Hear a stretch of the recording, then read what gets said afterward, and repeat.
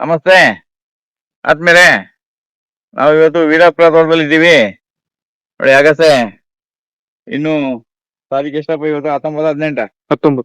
ಇನ್ನು 5 ದಿನ ಕಳೆದ್ರೆ, ಇನ್ನು 4 ದಿನ ಆದ್ರೆ ಇಲ್ಲಿಗೆ 3 ತಿಂಗಳು ಆಗ್ತದೆ. 3 ತಿಂಗಳಲ್ಲಿ ನೋಡಿ ಅಗಸೆ ಈ ತರ ಹೋಗಿದೆ. ಈಗ ನೋಡಿ ಇದು ನುಗ್ಗೆ. ಈ ನುಗ್ಗೆಗೆ ಕಾರಣ ಏನಪ್ಪಾ ಅಂದ್ರೆ ನೀರು ಜಾಸ್ತಿ ಆದ್ರೆ ಹಿಂಗ ಆಗುತ್ತೆ. ನೀರು ವಿಪರೀತ ಬಿಟ್ಬಿಟ್ರೆ ಅದಕ್ಕೆ ನಾವು ಇಲ್ಲಿ ಅವ್ರಿಗೆ ಹೇಳಿರ್ತೀವಿ, ನಾವು ನುಗ್ಗೆ ಲೈನ್ಗೆ ನೀವು 2 ದಿನಕ್ಕೊಂದ್ಸಲ ನೀರ್ ಬಿಡಿ, ಅವಾಗ ಅಲ್ಲಿ ಗೇಟ್ ವಾಲು ಮಾಡ್ಕೊಂಡಿದ್ದೇಳಿ. ಈ ತರ ಸ್ವಲ್ಪ ಗೇಟ್ ಬಿದ್ದಿದೆ. ನುಗ್ಗೆ ಗಿಡ ಎಲ್ಲ ಕೆಲವು ಕಡೆ ಈ ತರ ನೀರು ಜಾಸ್ತಿ ಆದಾಗ ಈ ತರ ಆಗಿದೆ. ಅಗಸೆ ಬಹಳ ಸಮೃದ್ಧಿಯಾಗಿ ಬಂದಿದೆ ಇಲ್ಲಿ. ಅಗಸೆ ಚೆನ್ನಾಗಿ ಬಂದಿದೆ. ಮತ್ತೆ ಬೇರೆ ಬೇರೆ ಹಣ್ಣಿನ ಗಿಡಗಳೆಲ್ಲ ಇಲ್ಲಿ ಚೆನ್ನಾಗಿದೆ. ಆಮೇಲೆ ಇಲ್ಲಿ ನೇರಳೆ ಗಿಡವು ಬಹಳ ಚೆನ್ನಾಗಿ ಬಂದಿದೆ. ಆಮೇಲೆ ಇದು ನೋಡಿ, ಈಗ ಇನ್ನು 3 ತಿಂಗಳಿಗೆ 4 ದಿನ ಇದೆ ಅಂದಾಗ್ಲೇ ನೋಡಿ ಅರಳು ಬಹಳ ಅದ್ಭುತವಾಗಿ ಬಂದಿದೆ. ಪ್ರತಿ ನಿಮ್ಮ ಜಮೀನಲ್ಲಿ ಒಂದು ಎಕರೆಗೆ ಒಂದು 50-100 ಅರಳು ಗಿಡ ಇರಬೇಕು. ಈ ಅರಳು ಗಿಡದಲ್ಲಿ ತುಂಬಾ ಜನ ಹೇಳ್ತಾರೆ, ಅರಳು ಗಿಡ ನಟ್ಬಿಟ್ರೆ ನಮ್ಗೆ ಹುಳ ಬೀಳ್ತದೆ ಜಮೀನಿಗೆ ಅಂತ.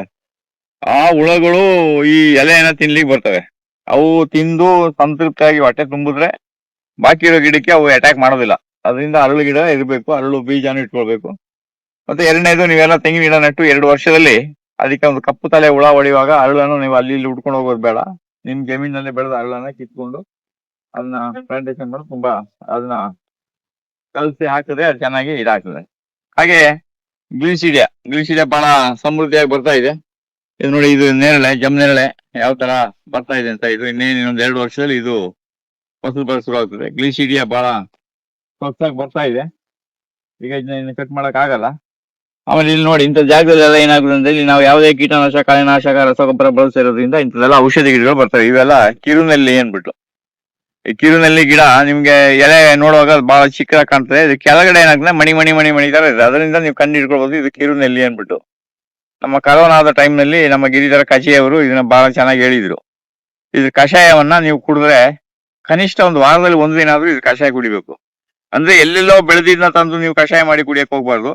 ನಿಮ್ಮ ತೋಟದಲ್ಲಿ ನೈಸರ್ಗಿಕವಾಗಿ ಬೆಳೆದಿರುವಂತಹ ಗಿಡಗಳನ್ನ ತಗೊಂಡ್ ಬಂದು ಇದನ್ನ ಕಷಾಯ ಮಾಡ್ಬೇಕು. ಇದನ್ನ ಕಷಾಯ ಮಾಡೋಕೆ ಪಂಚಾಂಗಗಳನ್ನ ಬಳಸಬಹುದು. ಪಂಚಾಂಗ ಅಂದ್ರೆ ಯಾವುದು?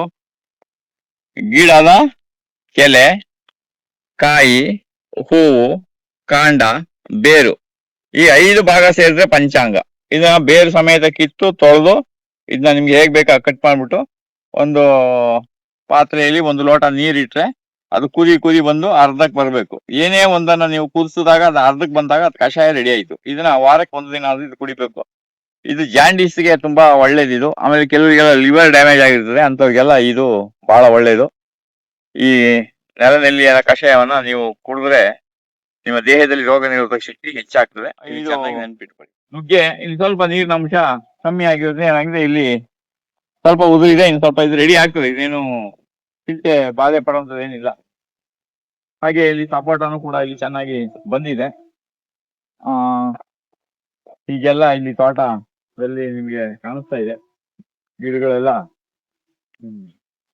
ಚೆನ್ನಾಗಿ ಬರ್ತಾ ಇದೆ. ಇದು ಕೂಡ ಅಷ್ಟೇ, ಇದು ನಮ್ಮ ಕಾಡು ಬಾದಾಮಿ ಒಳ್ಳೆ ನೆರಳಾಗ್ತದೆ. ಭೂಮಿಗೆ ಒಳ್ಳೆ ಹ್ಯೂಮಸ್ ಕೂಡ ಇಲ್ಲಿ ಸಿಗುತ್ತೆ. ಹಾಗೆ ಇಲ್ಲೆಲ್ಲ ನಾವು ತೆಂಗು ಗಿಡ ಇಲ್ಲಿ ಸುತ್ತ ಈಗ ಉರುಳಿ ಹಾಕ್ಬೇಕು. ಉರುಳಿ ಹಾಕಿಲ್ಲ, ಸರಿ ಮಾಡ್ಬೇಕು. ಇದು ಲಿಂಬೆ ಗಿಡ. ಇದು ನೋಡಿ, ಅಗಸೆ ಎಲ್ಲ ನಮ್ಗೆ ಈಗ ಇನ್ನು ಇದು ಒಂದು 3 ತಿಂಗಳಿಗೆ ಇನ್ನು 4 ದಿನ ಬಾಕಿ ಇದೆ ಅಷ್ಟೇ. ನೋಡಿ, ಹೈಟು ಬಂದಿದೆ, ಚೆನ್ನಾಗಿ ಬಂದಿದೆ. ಇದ್ರಲ್ಲಿ ಏನು ತೊಂದರೆ ಏನಿಲ್ಲ. ಹಾಗೆ ಇಲ್ಲಿ SBM ಲೈನ್ ಅಲ್ಲಿ ಇದನ್ನ ನಾವು ನೋಡ್ಕೊಂಡಿದ್ದೀವಿ. ಈಗ ಇಲ್ಲೆಲ್ಲ ಲಾವಂಚ ಬಹಳ ಚೆನ್ನಾಗಿ ಬಂದಿದೆ. ನೋಡಿ, ಜಟ್ರೋಪ ಬಹಳ ಸೋಂಪಾಗಿ ಬಂದಿದೆ. ಜಟ್ರೋಪ ಬಹಳ ಚೆನ್ನಾಗಿ ಬಂದಿದೆ. ಜಟ್ರೋಪ ಬಹಳ ಸೊಗಸಾಗಿ ಬಂದಿದೆ. ಇದೇನಿಲ್ಲ, ಇದು ಇನ್ನೊಂದು ತಿಂಗಳಲ್ಲಿ ಒಂದು 4-5 ಅಡಿ ಮೇಲೆ ಹೈಟ್ ಬಂದ್ಬಿಟ್ರೆ ಮತ್ತೆ ಇದನ್ನೇನು ಯಾವುದೇ ಒಂದು ತೊಂದರೆ ಇರೋದಿಲ್ಲ. ಹಾಗೆ ಇದು ಲಾವಂಚ. ಇದು ನೋಡಿ, ನುಗ್ಗೆ ಸೊಪ್ಪು ಬಹಳ ಸೋಂಪಾಗಿ ಬಹಳ ಚೆನ್ನಾಗಿ ಬಂದಿದೆ. ನೀರು ಎಲ್ಲಿ ಜಾಸ್ತಿ ಆಗಿದೆಯೋ ಅಲ್ಲಿ ಸ್ವಲ್ಪ ಅದಕ್ಕೆ ಸಮಸ್ಯೆ ಆಗ್ತದೆ. ಒಂದು ಮಳೆ ನೀರು ಜಾಸ್ತಿ ಆಗಿರ್ತದೆ, ಇಲ್ಲದ್ರೆ ನೀರು ಬಿಡುವಾಗ ಅದು ಜಾಸ್ತಿ ಆಗಿರ್ತದೆ.